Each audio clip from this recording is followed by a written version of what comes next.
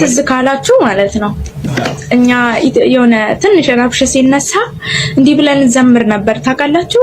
ኢትዮጵያንና ሕዝቦቿን ድንበር የሚጠብቁትን አድን እግዚአብሔር ሰራዊቷን ጠብቅ እግዚአብሔር ሰራዊቷን ብለን እኮ ዘምር ነበር ወንድሜ።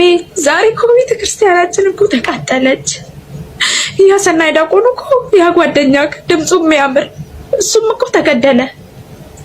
ወይ ያንሳ አባት ልጄ ሆይ ብሎ ወደ እግዚአብሔር ያስታረቀ ያንን ሁላ ለሰው መናገር የፈለገውን ኃጢአት የተናዘዝክበት አባት ታሰሩ እኮ ተገደሉ እኮ። አይገርምም? ያ እኔና አንተ አብረን የዘመርንበት አውደ ምሕረት ትዝ አለክ? ያ እኔ ከስደት ደክሞኝ ወደ ሀገሬ ስመለስ አንተ ደግሞ ከበረሃ ግዴታህን ጨርሰህ ስትመጣ ዘምራለን የተባባልንበት ቤተክርስቲያን እኮ ተቃጠለ። እኛ የመዳም ቅመሞች ተሰብስበን በአንድ ላይ ማለት ነው ይሄ ላደረገ ሃሌሉያ በሉ እንመሰገንበት እኮ የለም። ተቃጠለ እኮ ቤታችን ተቃጠለ። ያቺ ስለ ሚካኤል ብላ ዳቦ ቆርሳ ውሃ ቅርታ የምትሰጥ የሚካኤል የምትዘግረው ጎረቤት እሷ ሞታለች።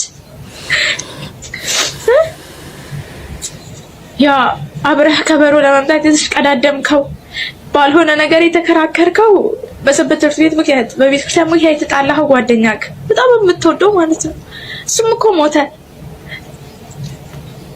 እኛም እኮ አገራችን ስንገባ ማለት ነው የመዳም ቅመሞች ተሰብስበን መዘመር እንፈልጋለን። እጣኑን አፍቆናል፣ ቅዳሴውን አፍቆናል፣ ደጁን አፍቆናል። ገና ሀገራችን ስንገባ መጀመሪያ የት ነው የምንሄደው? ያደግንበት ቤተክርስቲያን እንሄዳለን ብለን እናስባለን አይደል? እሱ እኮ ተቃጠለ።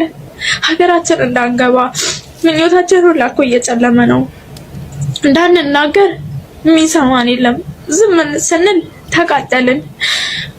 አቤቱ የሆነብንን አስብ ከማለት ውጭ ምንም ማለት አንችልም። የሞቱትን እግዚአብሔር አምላክ በአጸደ ገነት ያሳርፍልን።